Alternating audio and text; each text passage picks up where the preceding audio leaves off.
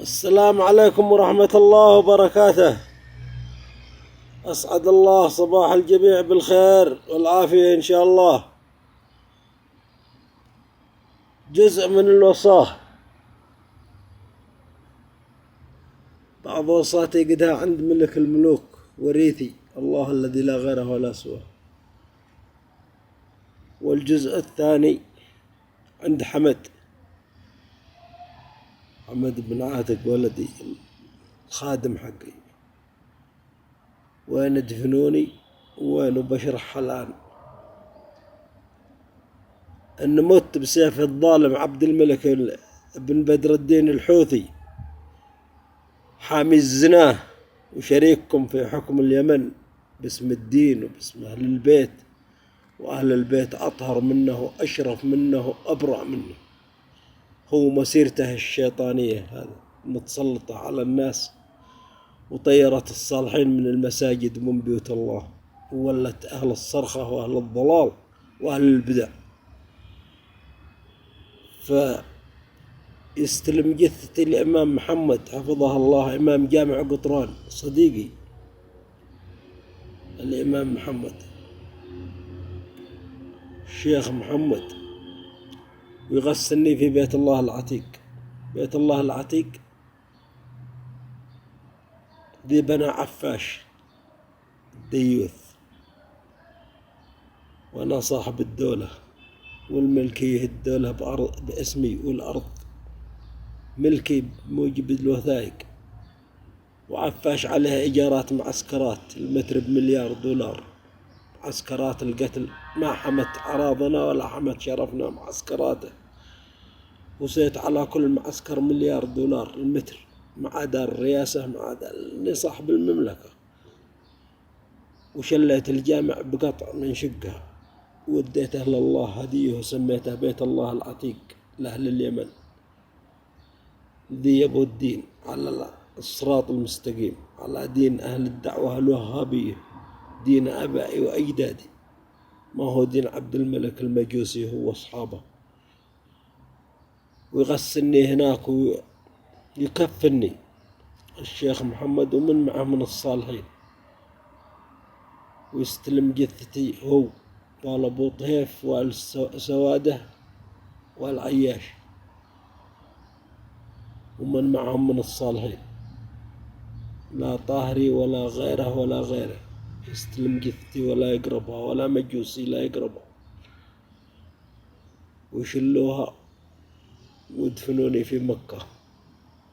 ويطلبوا الشيخ الكثيري الذي قال من ولاكم علينا تظلمونه، ويصلي عليه في الحرم المكي في بيت الله الحرام في مكة، ويدفنوني في مكة.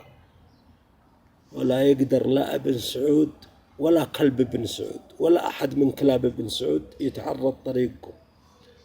خبره معه من الآن. أنا صاحب الدولة، وأنا صاحب المملكة في العالم كامل. دربكم سمح يا الطهيفين والسوادي والعياشي ومن معكم من الصالحين يرافقكم.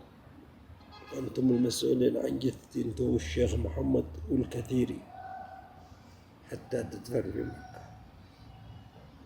لعنة الله على المجوس وعلى من يحماهم، هاشمي وأموي والمخانيث والزناه الذي يهتكوا أعراضنا وذولا يحمون ويدعوا الطهارة. كذاب عبد الملك الحوثي مجوسي كلب، يجيب سيفه لعنة الله عليه، لما جاب سيفه يقط راسه.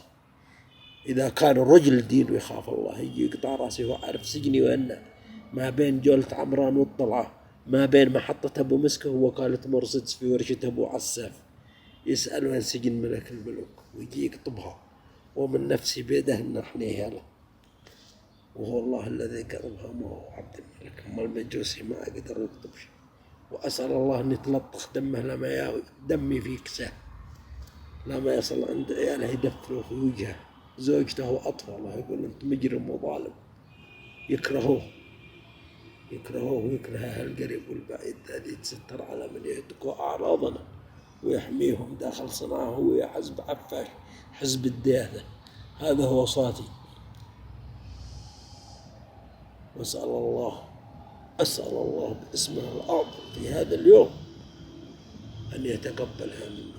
أنا ساجن نفسي وإذا بدعيه وأنا صيم الخميس والاثنين وتبت، قطعت الدخان قطعت القات، تايب لله أن ينتزع، وشرط على الله أني لا أريد ملك من الملائكة يقضب روحي إلا هو يقضبها هو بنفسه، وهو بينتزعها على يد عبد الملك، يقضبها بالسيف.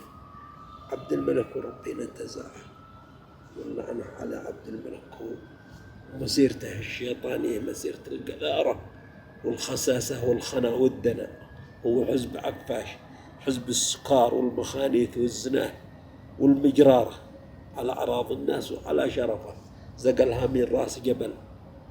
وتحياتي لكل الأحرار الشرفاء، وأقول لك يا ابن سعود ومن نفسي بيده أن تعرضت موقف جنازتي وأنا الملك أن تدمر قصورك من فوق 7 سماوات، يزلزلها ويهمدها عليه، يدخلوا بثيابهم لا جنابي ولا سلاح وبسياراتهم وبدون تأشيرات ويدفنوني ويقيموا لي عزاء.